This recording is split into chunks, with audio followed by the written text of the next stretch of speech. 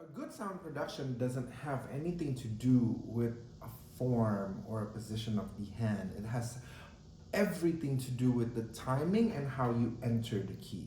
And also an understanding that the point of sound is really close to the surface. You don't even have to go all the way down to produce a sound. It's right over there. And then it's really important to be able to write the keys like this and not go out, because this is feeling the feedback. The feedback of the piano is going to help you move.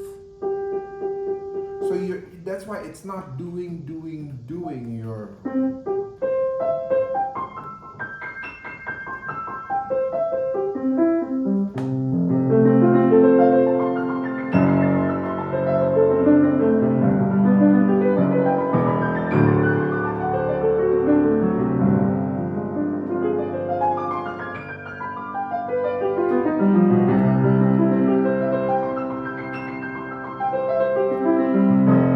I don't know if you watch some of my previous video.